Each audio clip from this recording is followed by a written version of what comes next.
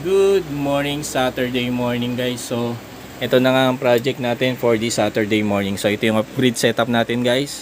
So, pansinin nyo itong aking solar charge controller. Hindi ako nagkagamit ng load dito guys. So, hindi ko ginagamit yung terminal niya para sa load. So, yung terminal niya pala para sa load guys, yung voltage niyan is depende kung anong voltage ng battery nyo. So, kung naka 24 volt setup kayo, 24 volts din yung terminal output nung para sa load. Kung naka 12 volts, 12 volts din. So ngayon, hindi ko siya ginagamit guys. Wala akong load na 12 volts or 24 volts. So plano ko na siyang gamitin siya ngayon guys. So gagamit tayo ng terminal block kasi gusto kong extend na lang yung ano niya, terminal niya somewhere, no. Maghanap tayo ng location nito para kung may load tayo na 12 volts, 24 volts, dito na lang siya isasaksak ng isasaksak. So hanapin siya natin ng lugar, balitaan ko kayo mamaya.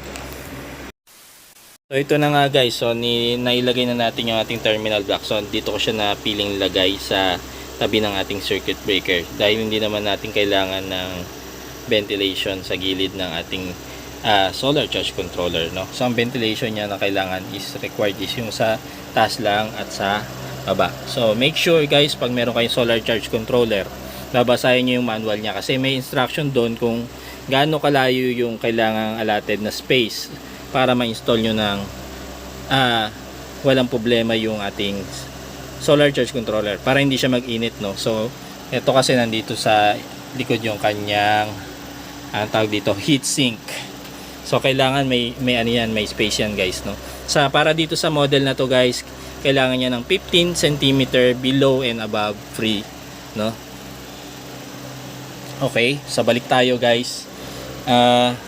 So na-install ko na yung ating terminal block. So i-connect ko ngayon yung terminal block doon sa load positive at load negative dito guys. So ngayon wala siya, no. Hindi natin kasi siya ginagamit. So extend natin siya hanggang doon. So gagamitin ko na lang yung dating wire na ginamit ko. So ito yung wire na ginamit ko dati doon sa yung dating 12 volts pa lang yung aking battery.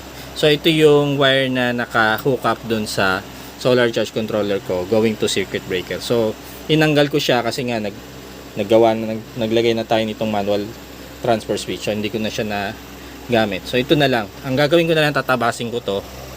Kasi itong terminal na to ay pang circuit breaker. So papalitan natin siya ng yung round lug, no, yung bilog na lug para may kabit natin dito sa ating terminal block.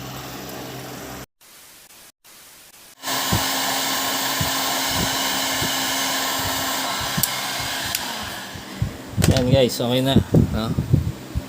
Okay na yung ating terminal lug, no? So, ito, nakabit na natin yung ating wiring from ating solar charge controller load up to terminal block. So yung sinasabi ko, so ito, no, may terminal kasi to for load ng DC syempre kung ano yung battery mo.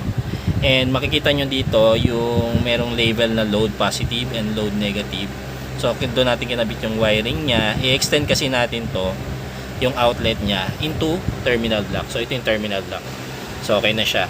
So para ma-check natin kung live na siya, syempre i-on muna natin sa ating solar charge controller. Para sa SRNE MA series, so para mag-on yung load is ipipindutin lang yung arrow key. So ayan, ibig sabihin nung may ilaw, live na yung ating load dito, meron na siya. So para ma-check natin yung voltage na kung okay na siya, so gagamit tayo ng tester. So nilagay ko na yung positive terminal. So yung negative na lang yung ilalagay natin. So ayan, naka-set tayo ng DC voltage. So measure natin. Negative. Oh, ayan na siya guys. 27 volts. So naka 24 volt setup kasi tayo. Okay na siya, live na yung ating terminal block.